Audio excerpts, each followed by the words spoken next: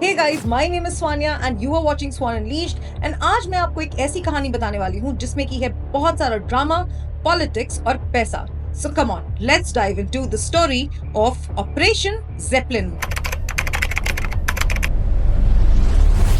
जनवरी 2023 Hindenburg research नाम की एक अमेरिकन शॉर्ट सेलर फर्म ने अडानी ग्रुप्स पे एक रिपोर्ट ड्रॉप की.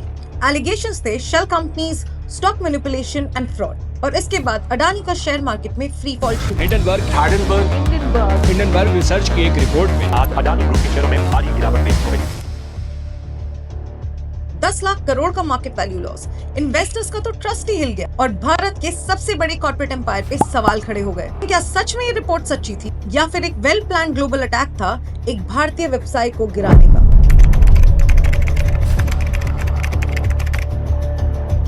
ऑपरेशन ज़ेपलिन. अडानी ग्रुप ने किया हिंडनबर्ग रिसर्च पर काउंटर अटैक. तो यही है कहानी ऑपरेशन ज़ेपलिन की. एक कोवर्ट मिशन जो शुरू हुआ तब जब ग्लोबल पावर्स ने अडानी को गिराने की कोशिश की. हिंडनबर्ग रिसर्च का क्लेम था कि अडानी ग्रुप ने अपने शेयर की प्राइसेस आर्टिफिशियली पंप की हैं और अपने ऑफशोर शेल कंपनीज के जरिए हजारों करोड़ों रुपयों की धोखाधड़ी भी की है. उन्होंने ये तक कहा कि अडानी की अकाउंटिंग प्रैक्टिसेस फ्रॉडुलेंट थी. इस रिपोर्ट का ग्लोबल मीडिया ने खूब प्रचार किया एंड स्पेशली वेस्टर्न मीडिया ने, और शॉर्ट सेलर्स ने करोड़ों रुपए कमाए. लेकिन क्या ये सब कुछ सच था या फिर ये भारत के अगेंस्ट एक इकोनॉमिक वॉरफेयर थी? स्पेशलिस्ट की माने तो ये अटैक बिल्कुल ही वेल प्लान्ड और वेल टाइम्ड था.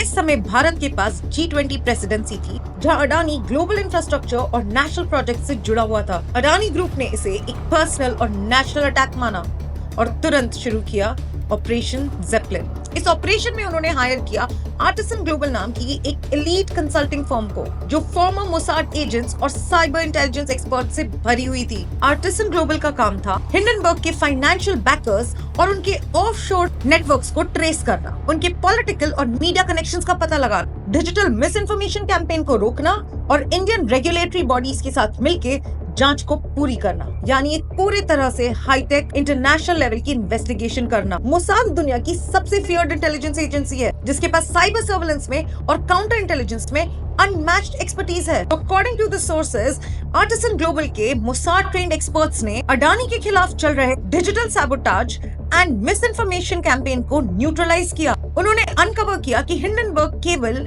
एक शॉर्ट सेलिंग फर्म नहीं बल्कि एक ऐसे लार्ज नेटवर्क का हिस्सा है जिसमें हेज फंड्स, फॉरेन लॉबीज और एंटी इंडिया ग्रुप्स भी शामिल थे. और इस ऑपरेशन से ये साबित हुआ कि ये सिर्फ एक बिजनेस डिस्प्यूट नहीं बल्कि एक जियोपॉलिटिकल और एक इकोनॉमिक वॉरफेयर था. पर वेस्टर्न वर्ल्ड द्वारा इंडिया पे इतना बड़ा फाइनेंशियल वॉरफेयर की जरूरत क्या थी? ये समझने के लिए हमें समझना पड़ेगा अडानी ग्रुप की इंपॉर्टेंस फॉर इंडिया. अडानी सिर्फ एक बिजनेसमैन नहीं है, ये भारत की ग्रोथ और इंफ्रास्ट्रक्चर बैकबोन का एक बहुत इंपॉर्टेंट हिस्सा है. भारत का लगभग 27% कार्गो अडानी पोर्ट्स के थ्रू ही हैंडल होता है. रिन्यूएबल एनर्जी सोर्सेज में भी अडानी सबसे बड़ा कंट्रीब्यूटर है. डिफेंस मैन्युफैक्चरिंग जैसे कि सोफिस्टिकेटेड वेपन्स जो हमने अभी हाल ही में ऑपरेशन सिंदूर में भी देखा है, उसके अलावा डेटा सेंटर्स, एयरपोर्ट्स, सब में अडानी का निवेश है. तो बात सिंपल है, अगर भारत के विकास मॉडल पे हमला करना है तो अडानी को गिरा दो. आर्टिसन ग्लोबल की हिंडनबर्ग पे की गई एक कड़ी सर्वेलेंस और अंडरकवर ऑपरेशन से हिंडनबर्ग का एक पैटर्न सामने निकल के आया. हिंडनबर्ग ने पहले भी कई कंपनियों को टारगेट किया था जैसे कि निकोला मोटर्स, लॉर्डस्टाउन मोटर्स और क्लोवर हेल्थ. इन सब में जो कॉमन पैटर्न था वो था शॉर्ट सेलिंग के बाद मीडिया मैनिपुलेशन और फिर share price crash. Adani case में भी यही पैटर्न देखा गया. पहले पोजीशन लो, फिर रिपोर्ट निकालो और फिर मीडिया कैंपेन चलाओ. सो जो एक्चुअली मार्केट मैनिपुलेशन कर रहा था वो अडानी ग्रुप नहीं बल्कि हिंडनबर्ग था. जब एक शॉर्ट सेलर खुद एक प्रॉफिट के मोटिव से कोई रिपोर्ट निकालता है तो वो बायस्ड ही होती है. ऑपरेशन ज़ेपलिन के बाद कुछ देशों ने ऐसे शॉर्ट सेलर्स पे स्क्रूटनी बढ़ा दी है. हिंडनबर्ग सिर्फ एक रिसर्चर नहीं बल्कि एक स्ट्रेटेजिक फाइनेंशियल ऑपरेटर था. आर्टिसन ग्लोबल की मदद सेबी ने भी की by legally verified multiple documents. India के सुप्रीम कोर्ट ने भी कहा नो रेगुलेटरी फेलियर प्रूवन. जब डिजिटल बैटलफील्ड पे अटैक होता है तो जवाब भी डिजिटली ही दिया जाता है. अडानी ग्रुप ने ओपन मीडिया कॉन्फ्रेंस किया, ऑडिट रिपोर्ट्स भी पब्लिश की और इन्वेस्टर्स को वापस ट्रस्ट दिलाया. और फिर क्या, स्टॉक्स भी रिकवर हुए, प्रोजेक्ट्स कंटिन्यू हुए और ग्लोबल इंस्टीट्यूशंस ने एक बार फिर से इन्वेस्ट करना शुरू किया. जिन्हें लगता था कि अडानी ग्रुप गिर जाएगा और भारत का विकास रुक जाएगा, उन्हें भारत ने दिखा दिया कि हम सिर्फ बिजनेस नहीं विश्वास खड़े करते हैं. और ऑपरेशन जेपलिन कोई शेडी कवर अप नहीं था, बल्कि एक क्लियर मैसेज था पूरी दुनिया को कि अगर आप भारत के फ्यूचर को मैनिपुलेट करने की कोशिश करोगे तो भारत जवाब देगा, स्मार्टली, साइलेंटली एंड स्ट्रैटेजिकली।